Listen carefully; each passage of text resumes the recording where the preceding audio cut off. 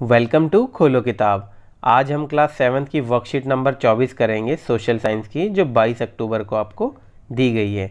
ये worksheet English medium के students के लिए है। अगर आप हिंदी मीडियम के स्टूडेंट हैं तो यहाँ आपको एक लिंक दिख रहा होगा जिस पे आप क्लिक करके हिंदी में इस वर्कशीट को सॉल्व होते देख सकते हैं, समझ सकते हैं। चलिए स्टार्ट करते हैं। सबसे पहले स्टूडेंट यहाँ अपना नाम लिखेंगे, यहाँ क्लास टीचर का नेम हो जाएगा। तो इस वर्कशीट में हम पढ़ेंगे मुगल एम्पायर के बारे में। After the death of Humayun, Akbar succeeded the throne. He was only 13 years old when he became emperor. Humayun की मृत्यु के बाद अकबर को उसकी राजगद्दी मिली। उस टाइम पे वो सिर्फ 13 साल का था। तो ये मैंने आपको एक ट्रिक भी बताई थी, भाजसा, BHAJSA,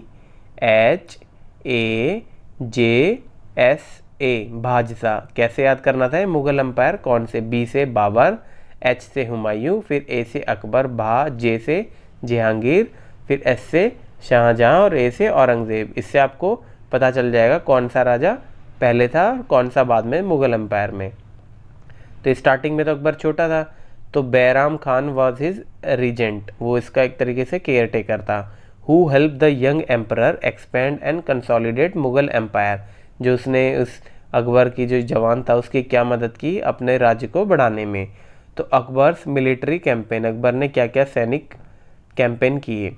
1556 से 1560 Akbar became independent of the regent Bairam Khan and other member of his domestic staff. तो अब ये 1556 से 70 के बीच में बैराम खान से एक तरीके से इंडिपेंडेंट हो गए। पहले छोटा था तब वो केयर टेकर रहते थे।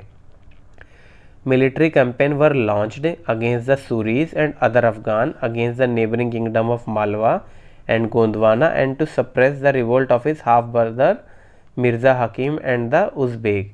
तो इसने क्या क्या किए? मिलिट्री कैंपेन मतलब सैनिक शक्तियाँ कहाँ कहाँ इस्तेमाल की।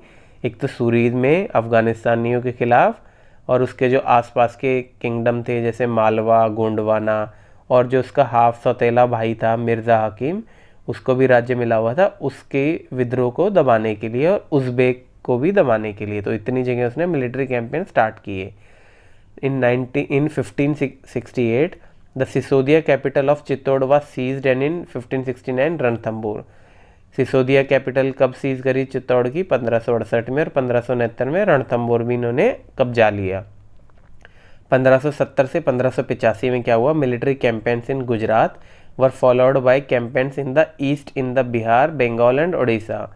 अब इसमें ईस्ट में भी बंगाल, बिहार, उड़ीसा में भी इन्होंने स्टार्ट किया, और गुजरात में भी स्टार्टिंग में कैंपेन स्टार्ट किए। मिलिट्री कैंपेन मतलब सैन्य शक्ति से कब्जाने का इस्तेमाल किया।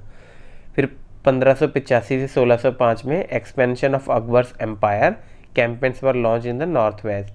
नॉर्थ वेस्ट में भी इसके कैंपेन लॉन्च होने स्टार्ट हो गए और अकबर का एम्पायर काफ़ी बढ़ गया। Kandahar was seized from the Safavids, Kashmir was annexed. Kashmir को भी अपने राज्य में मिला लिया और कंधार छीन लिया सफाविद से। After the death of Mirza Hakim, Kabul was also annexed in his kingdom। Mirza हकीम की डेथ के बाद काबुल भी इसने अपने राज्य में मिला लिया। Campaigns in the Deccan started and Berar, Khandesh and part of Ahmednagar were annexed. इसने कैंपेन और स्टार्ट हुए और डेक्कन में बेरार, खानदेश और अहमदनगर वाली जो पार्ट हैं वो भी अपने राज्य में मिला लिए। तो ये अकबर एडमिनिस्ट्रेशन पॉलिसी और रिलीजियस पॉलिसी भी है, ये हम क्वेश्चन के टाइम पे करेंगे तो तब देखते हैं इसे। एक्टिविटी 1 क्या है? Collect some information about the subjects given in Akbarnama and its volume with the help of your family members and teacher. आपके फैमिली मेम्बर से, टीचर की मदद से आपको अकबरनामा के इंफॉर्मेशन प्राप्त करनी है और उसकी वॉल्यूम कौन कौन सी थी वो। तो अकबरनामा किसने लिखा था? अकबर नाम एक अनुयायी ने लिखा था अकबर के, और उसने उसकी सारी डिटेल लिखी थी। तो ये हम यहाँ से लिख सकते हैं, Akbarnama and N.A. Akbari. Akbar ordered one of his close friend and courtiers Abul Fazl to write a history of his reign. Akbar ने जो उसका क्लोज फ्रेंड था और दरबार में था अबू फैज़ल, उसको बोला हिस्ट्री लिखने के लिए। तो अबू फैज़ल ने 3 वॉल्यूम लिखी हिस्ट्री की, अकबर की रीजन की। उसका नाम क्या दिया टाइटल का? अकबरनामा। जो सबसे पहली वॉल्यूम थी उसमें उसने बताया अकबर के एंसिस्टर्स के बारे में, मतलब अकबर के पूर्वजों के बारे में। और एंड द सेकंड वॉल्यूम जो थी उसमें रिकॉर्ड क्या किया, इवेंट ऑफ अकबर रिजाइन, जो जो घटनाएं घटी अकबर के जब राजा थे उस टाइम पे, सेकंड वॉल्यूम वो बन गई। Third volume is the Ain i Akbari, it deals with Akbar's administration, household, army and the revenue and the geography of his empire. जो तीसरा वॉल्यूम था उसको बोला था एन ए अकबरी, उसमें क्या किया था, अकबर का एडमिनिस्ट्रेशन कैसा है और क्या है उसका हाउस होल्ड क्या है, कितनी उसके पास आर्मी थी, कहाँ से वो पैसा लेता था मिलता था उसे, और उसकी ज्योग्राफी क्या थी एम्पायर की, कौन से एरिया तक फैला हुआ था, ये सब उसने थर्ड उसमें लिखी। It also provides rich detail about the tradition and the culture of the people living in India. तीसरे उसमें और क्या बताया है, काफ़ी हमारे इंडिया के कल्चर और ट्रेडिशन क्या क्या थे वो सब भी उसके बारे में बताया गया है। The most interesting aspect about the Ain i Akbari is its rich statistical details about things as diverse as crop yield, price, wages and revenue. जो सबसे ज़्यादा इंटरेस्टिंग चीज़ थी एन ए अकबरी की, उसकी क्या थी, काफ़ी वास्ट और डाइवर्स तरीके में बताया गया था, कौन सी खेती होती थी, कितनी उपज होती थी, क्या प्राइस होता था, क्या किसको कितना पैसा मिलता था काम करने का, और कहाँ कहाँ से टैक्स से रेवेन्यू आता था।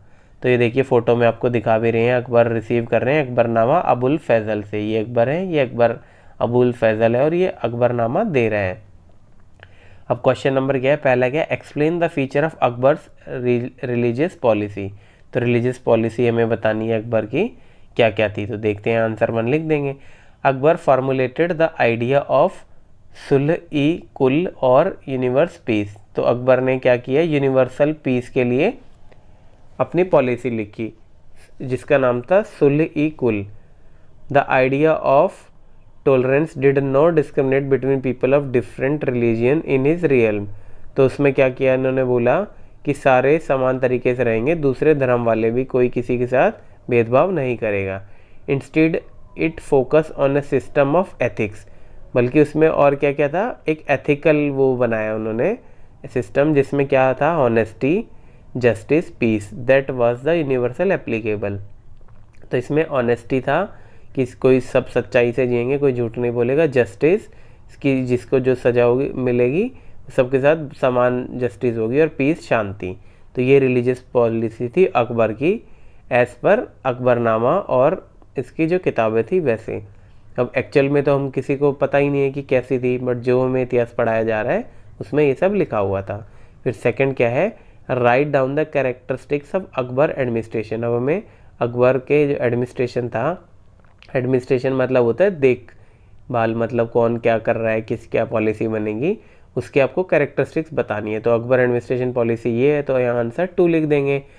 अकबर्स एडमिनिस्ट्रेशन पॉलिसी क्या थी, the Akbarnama composed by Abul Faizal provides information on the administration of Akbar. जो अकबरनामा अबुल फैज़ल ने लिखा था उसमें एडमिनिस्ट्रेशन अकबर का के बारे में नॉलेज मिली। The empire was divided into provinces like Subas, governed by the सूबेदार who carried out both political and military function।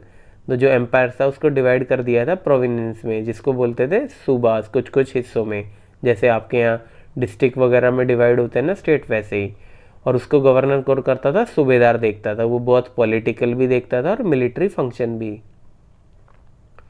उसके बाद क्या करता था, मतलब सैनिक गतिविधियाँ भी देखता था और पॉलिटिकल भी। Each provenance also had a financial officer और दीवान। हर प्रोविनेंस में एक दीवान और फाइनेंशियल ऑफिस भी होता था। वो क्या करता था, वो सिर्फ फाइनेंस से रिलेटेड, पैसे से रिलेटेड ही देखता था कि किसका टैक्स आ गया, कितना रह गया, कितना टैक्स लगाना है, ये सब। For the maintenance of peace and order in his province the subedar was supported by other officer such as military paymaster, जिसको बख्शी बोलते थे, कि ताकि सब कहना माने और शांति बनी रखे, कोई विद्रोह ना करे। उसके लिए सूबेदार के पास और ऑफिसर्स भी होते थे, जैसे मिलिट्री पे मास्टर, जिसे बख्शी भी बोलते हैं। वो क्या करता था, जो उसके सैनिक होते थे उनको टाइम पे तनख्वाह वगैरह देता था। The minister in charge of religious and charitable patronage, और मिनिस्टर होता था जो धार्मिक से रिलेटेड काम देखता था, उसको बोलते थे सदर। और क्या होता था, मिलिट्री कमांडर होते थे फौजीदार, और जो टाउन पुलिस कमांडर होते थे जिनको बोलते थे कोतवाल। वो क्या करते थे, जो आपस में किसी का प्रजा का झगड़ा हो तो उसको निपटारा करते थे। इसी के साथ हमारी ये वर्कशीट आज की कंप्लीट हुई। मिलते हैं नेक्स्ट वीडियो में नेक्स्ट वर्कशीट के साथ। Don't forget to like, comment, share and subscribe the channel. Thank you.